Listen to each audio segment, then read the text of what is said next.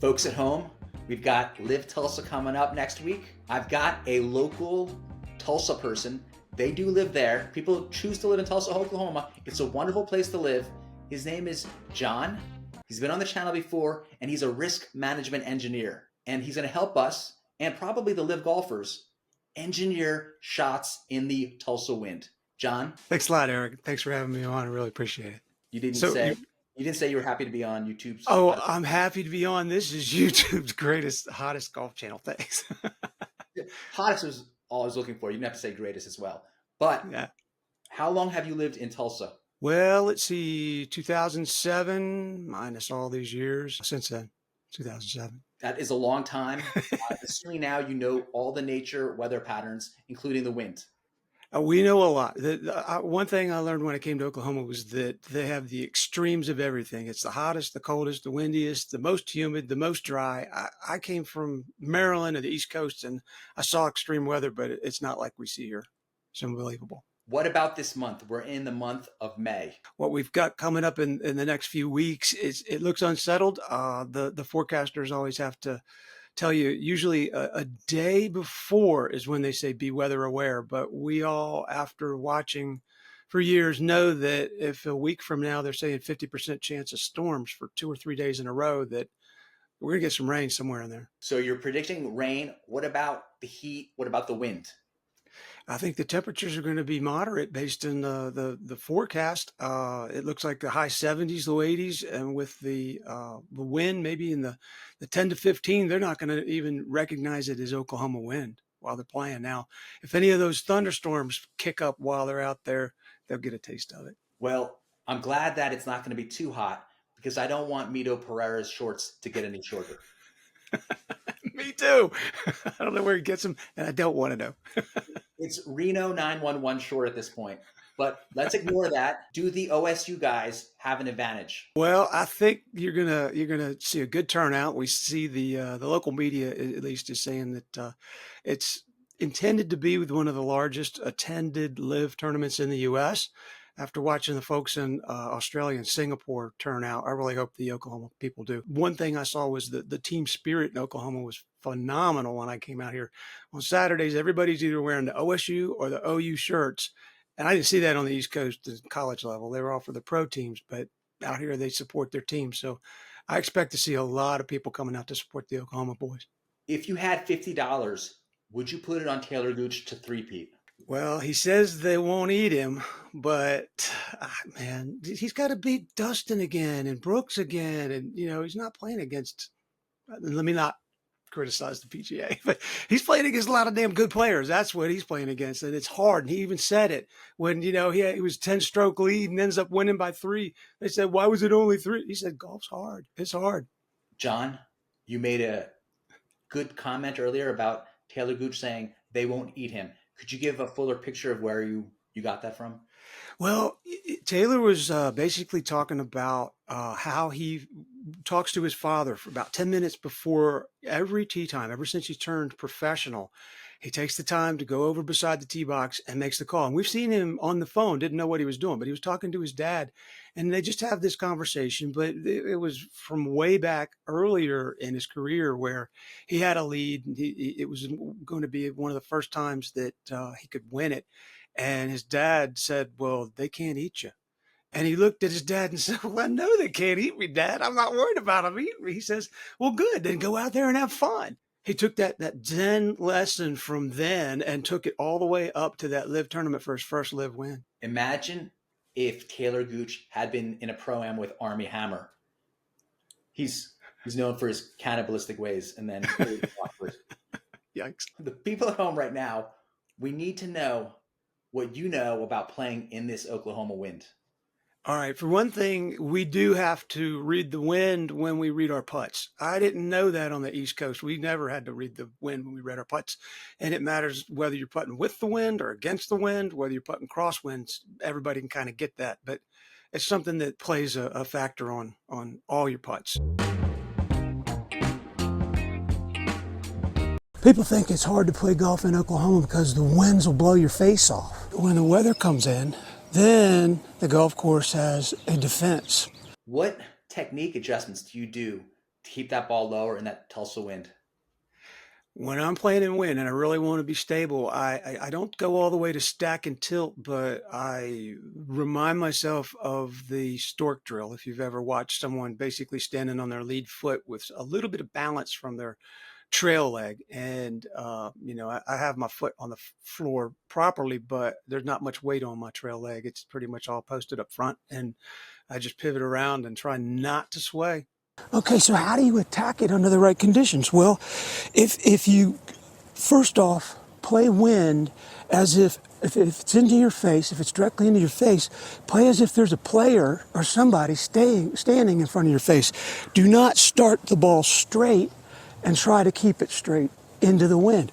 You have to work the ball, and the best way to do that is to pick one side and work it back to the other, or pick this side and work it that way. What's your best way to hit the ball low? Well, to hit it low, I don't really choke down. I just do play it back in my stance a little bit, and I just try to make contact a little earlier. That's all. Sometimes I like the thin wedges out of bunkers just to, make 7s and 9s to keep the round interesting. I'm not going to teach y'all how to hit the shots. I'm going to teach you how to play the shots. I think it's much better if you just get in your mind the visualization of what we're trying to accomplish during the shot, that you're going to have much better outcome.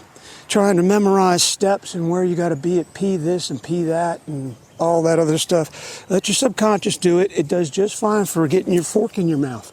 So what do? Well, if you have a wind that's a little bit off to the right, you can use that to your advantage. Okay? So play it as a partner whenever you have a crosswind. Don't look at it as a disadvantage. You would hit a shot that would curve into that crosswind if you wanted to take yardage off.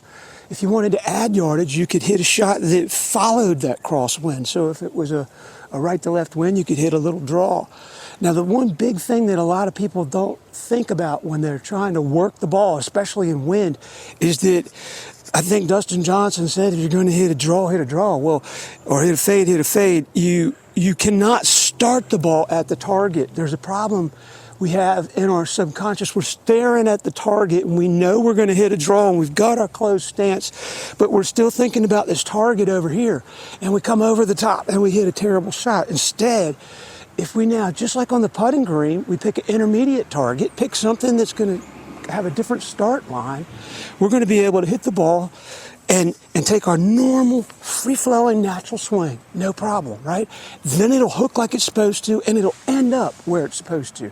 So we've got to make sure that we're going to play the conditions, we'll play them aggressively. If there's a shot with the green, with the wind, you have to be careful, because a lot of times, especially in Oklahoma, the courses are set up so that there's a south wind. So the long holes are always with the south winds, and but the problem is if you get a north wind or an east wind and then you go play that hole, it's very, very difficult. So it's going to be interesting. It looks like the weather could be kind of like this, a little bit cloudy, rainy. So we'll just have to wait and see.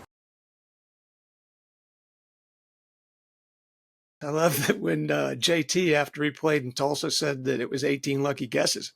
When you have a 3-club win, they're not going to have it out there. But when you get into those types of winds, even when you're with the wind, this is what I was looking at, the way the wind's going to come out of the east at Cedar Ridge. They're going to have the wind with them on a couple of par 3s. And you know as well as I do, if you get the ball launched too high with the wind, it gets knocked down because of the backspin, and you don't get the distance that you might get. So you've got to hit that perfect trajectory, that cone that's not too high, not too low, if you want to get the advantage of the wind. So it'll be interesting to see how they play it. There's one that's going to have a crosswind with a par 3 again, where the wind's blowing straight to the water. So we'll see how that affects them. It looks like a very interesting layout. You know the whole field. Who are your top 3 individual picks to play in this type of wind? To play in the wind, it's got to be Taylor, because as Jerry Foltz put it during the first 62 that he shot, he said he didn't know what it was in Oklahoma that would prepare Taylor to play so well in Australia. And I say that it was the wind, because when an Oklahoma player goes somewhere and there's no wind, we feel like we're cheating. And if Taylor's only got 10 to 15 miles an hour winds, he doesn't consider that a win. That he's going to feel, like it's cheating again. Again, the other guys, what any of the Oklahoma guys, Matt Wolf is going to be another, I think, favorite. You know, he loves the area, and I think Charles Schwartzel. You know, he's already got a win, so we'll just have to see how he does when he comes back to the homecoming. In terms of your team picks, give me the Okay. top 3 team picks. Yikes. Okay, so from the standpoint of playing in the Oklahoma Wind, I'm going to look at, let's see, Brooks could do well. I like Brooks's team. Then maybe some of the European guys. In terms of anyone going to the LIV event in Tulsa, they don't have the local knowledge that you have. Give us some food recommendations. Yeah. So we have barbecue. Not sure what the menu will be at the LIV tournament, but we have plenty of steakhouses and barbecue. If you happen to be in the Oklahoma City area, there's some historic areas of stockyards. So Oklahoma City all the way up to Tulsa, it's only a couple hour drive. I think you'll be satisfied. We have Indian casinos, so there's a lot of the all you can eat buffets in Tulsa. So if you like that kind of thing, there's plenty to eat there. Any local place that you could specifically recommend? I couldn't pick one, honestly. I really couldn't. I'll pick one in Bedminster, New Jersey for you. Oklahoma pies or Oklahoma cakes? What do you? Oh, I like the pies, the fried pies, the Arbuckle fried pies. I never had those till I came out here. Arbuckle fried pies. You're holding out on us. You have suddenly those specific types of food. Yes. What BBQ are we getting? Oh, well, I like the pulled pork, and Kristen likes ribs. We sometimes we'll do a little brisket to get some steak, some beef. I'm a full rack guy, but I know that Colt Nost eats 3 full racks. Whoa. Yeah, I'm pretty sure about that. Good for Colt. Yeah, I think. insane. I think everybody's going to enjoy the tournament. I think the enthusiasm's phenomenal. They're in a college town here, you know, in a state that, you know, has its own internal college rivalry. They're going to know, anybody that goes out there is going to know the names and the people that, you know, I hear the buzz and the rumor. You know, they're like, there was an amateur tournament that was scheduled to be shifted to the weekend of the LIV tournament. And all the players basically said, we're not playing because we're going to go watch all those great players up in Tulsa. So they had to reschedule their tournament one more time. What was that pie again? The Arbuckle? Yeah, Arbuckle fried pies. They fry pies here. It's kind of like a Hostess, you know, pie, but it's special. It's hot. It's warm. You get them at gas stations all up and down 35 going down to Texas. Folks, this is the knowledge that you come to Big Boy Pants Golf, YouTube's hottest golf channel for. John, thank you so much for being on. Everyone, enjoy the LIV event. OSU guys, play well. Bring the locals together. Everyone gets excited and have some of these delicious Arbuckle pies. You want to know who we're pulling for this weekend up at Tulsa? High Flyers, man. Go High Flyers. Yay, Jay Pyatt.